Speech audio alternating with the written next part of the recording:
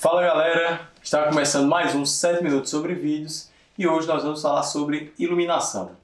Então, roda a vinheta, meu editor, que sou eu mesmo. Yo, let's do this. Got picture of me rolling. Let me offer my condolence. You don't know just how I'm doing. And the silence go them broke cause they know I'm but talking fluent. Got them under the influence, the truest, talking to them. With a kind of ego bumping them out. Music I'm eschewing. I just doing good a day, gonna have to get explicit. Então, quando falamos em cinema, normalmente nós pensamos naquelas câmeras grandiosas, naquelas estruturas magníficas para se gravar um filme. No entanto, nós esquecemos que o principal está aqui: iluminação. Então, quer dizer que com uma câmera simples de celular eu consigo dar um aspecto cinemático para uma imagem. Bruno, então tu está dizendo que com qualquer câmera que eu tiver, eu consigo criar um filme para Netflix, por exemplo? Não. Até porque plataformas como essa têm uma exigência mínima de resolução e estrutura para isso. É óbvio que algumas câmeras elas vão ser importantes para se gravar um filme. Ela não é, então, o principal para dar um aspecto cinematográfico, mas ela auxilia sim. Por exemplo, algumas câmeras elas vão estar lá gravando slow em 4K, a ciência de cor dela vai ser diferente. Elas vão ter, então, filmagens em RAW, que vai possibilitar uma pós-edição um pouco melhor. Mas para isso, para a câmera funcionar, seja ela qual for, celular ou de cinema, ela precisa de iluminação. E hoje nós vamos aprender um pouco mais como surgiu essa iluminação um pouco mais cinematográfica e qual é a história por trás disso. Bem, falando um pouco agora de história, a estrutura cinematográfica, então, de um filme, essa luz bem posicionada não veio exatamente do cinema e nem da fotografia. Na verdade, esse aspecto cinematográfico, ele não veio inicialmente do vídeo ou da fotografia. Ele começou bem antes. Na verdade, quando pintores como, por exemplo, Pierre de Ruth, Rembrandt, Michelangelo, eles queriam dar uma ideia de profundidade à cena, o que é que eles faziam? Eles desenvolveram uma técnica de iluminação para suas pinturas que conseguiam dar um aspecto de tridimensionalidade àquela imagem. Para isso, então, fizeram uso da iluminação. Então, essas técnicas que nós utilizamos hoje para filmar, essas técnicas que utilizamos para fotografar, ela começou, na verdade, com esses pintores daqui do Ocidente e que vieram lá da Europa com essas ideias de iluminação em suas pinturas. Então, para isso, nós temos alguns tipos de iluminação que são utilizadas, que compõem uma cena e, dependendo do tipo de iluminação, vai passar uma mensagem diferente para quem assiste. Para isso, nós temos aqui a Key Light. Essa Key Light ela é também chamada de luz principal. É uma luz que está posicionada a 45 graus da câmera e ela ilumina cerca de 60% a 70% do rosto. Os outros 30% ou 40%, ela é iluminada por uma luz de preenchimento. No entanto, essa luz de preenchimento ela serve para suavizar a sombra e não para excluir ela.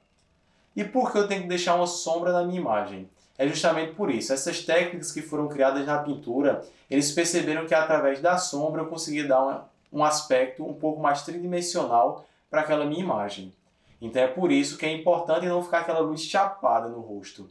Normalmente essa luz chapada ela é utilizada em modelos.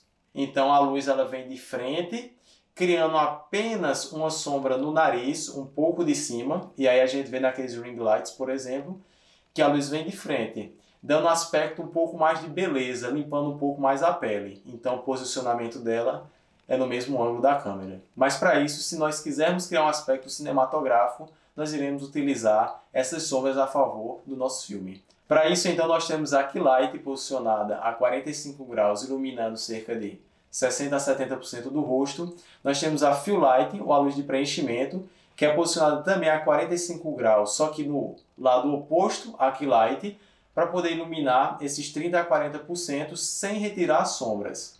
Ela é de intensidade um pouco mais fraca e ela faz apenas suavizar aquela imagem. Nós temos também uma outra luz que separa o ator, o personagem, do fundo, que é a luz de recorte.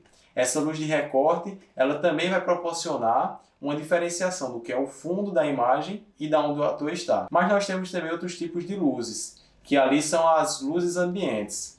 Essa luz ambiente, por exemplo, quando nós vemos um filme, um ambiente bastante grande, ou, sei lá, um ambiente onde nós temos um quarto, um galpão, algo. Quando alguém chega lá e está tudo escuro, aperta para ligar a luz, normalmente acende tudo que está por perto. Para isso, são presentes ali várias luzes ambientes. Dessa forma, quando a luz ambiente ali ela é trazida para a cena, ela leva para quem está assistindo também o foco da atenção para alguns ambientes.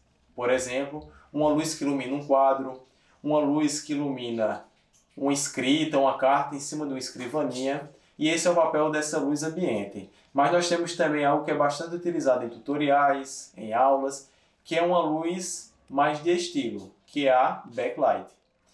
Essa luz de background, ela na verdade ela dá um estilo àquela cena que está sendo criada, trazendo também ali um aspecto um pouco mais cinemático e um pouco mais bonito àquela cena. Então nós chegamos na parte onde eu vou contar para vocês 3 tipos de iluminação basicamente que nós utilizamos para a produção de um filme e que são de extrema importância para criar aspectos ou para criar um contexto para aquela cena. A primeira delas é a luz que eu estou utilizando aqui.